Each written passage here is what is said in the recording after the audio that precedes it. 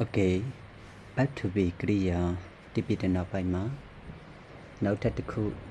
တည်ထားမှာကတတန်းပုတ်တွေတည်ထားမှာဖြစ်ပါတယ်တတန်းဆိုတာကတော့ပြုလုပ်တဲ့ပုဂ္ဂိုလ်များတွေတည်ဖို့လိုအပ်ပါတယ်ဒါကတော့ဒါကတ္တပုတ်များတွေဖြစ်ပါတယ်ကတ္တပုတ်များတွေကြည့်ကြရအောင်ကတ္တပုတ်များတွေကတော့နံပါတ်1ကတော့ I ကျွန်တော်ဒီ WEV ကျွန်တော်တို့ဒီYOUU တင်ဒီ YOUU တင်တို့ဒီ HEH ဒူဒီ DHEYD ဒူတို့ဒီ SAEH ဒူမာဒီ DHEYD ဒူမာတို့ဒီ ITH ထူဟာဒီဆိုပြီးတော့ဒါကတော့ကတ္တပုံများတွေဖြစ်ပါတယ်ဒီကတ္တပုံများတွေကိုပုဂ္ဂိုလ်အနေနဲ့ခွဲကြည့်မယ်ဆိုလို့ရှိရင်ပုဂ္ဂိုလ်၃ယောက်ရပါတယ်ပထမပုဂ္ဂိုလ်ဒုတိယပုဂ္ဂိုလ်တတိယပုဂ္ဂိုလ်ရဲ့ဆိုပြီးတော့၃မျိုးခွဲလို့ရပါတယ်ပထမပုဂ္ဂိုလ်က I we ကျွန်တော်နဲ့ကျွန်တော်တို့က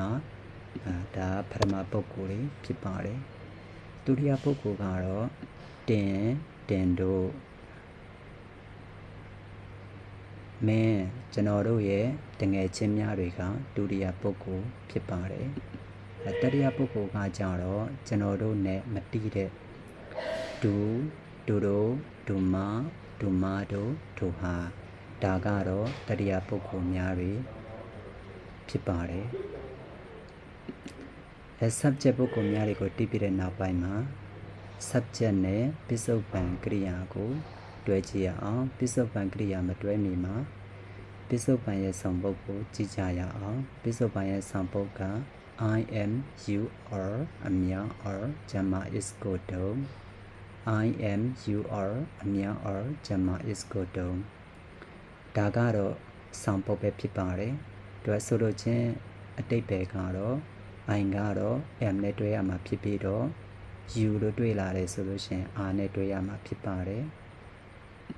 ကျန်တဲ့အများပုတ်တွေမှာအများပုတ်တွေတွေ့လာမယ်ဆိုလို့ရှိရင်လည်း R နဲ့တွဲရမှာဖြစ်ပါတယ်အဲ့ဒီအ ਨੇ ပုတ်ပေါ့နော်အဲ့ဒီ you are အများအာမအပကျန်တဲ့အ ਨੇ ကိန်းများတွေကတော့ is နဲ့တွဲတုံရမှာဖြစ်ပါတယ်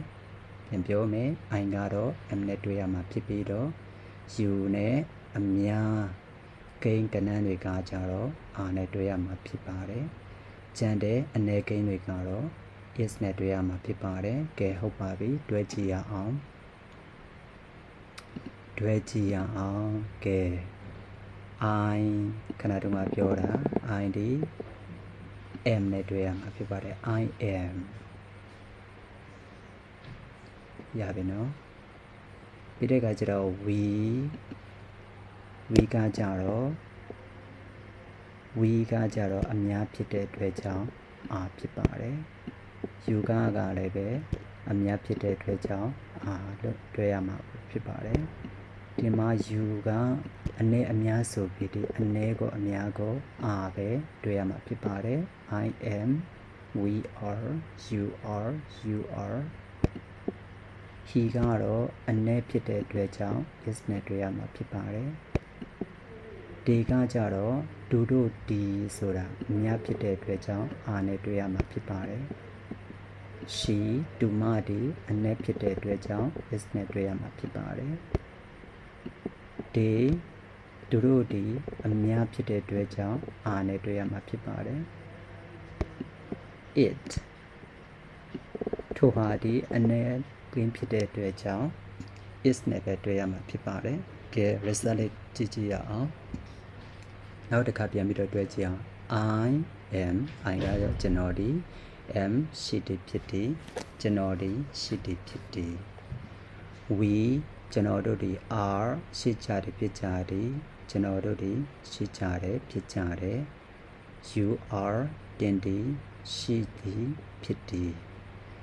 you are တင်တို့ဒီဖြစ်ကြတယ်ရှိကြတယ် he is ဒူဒီ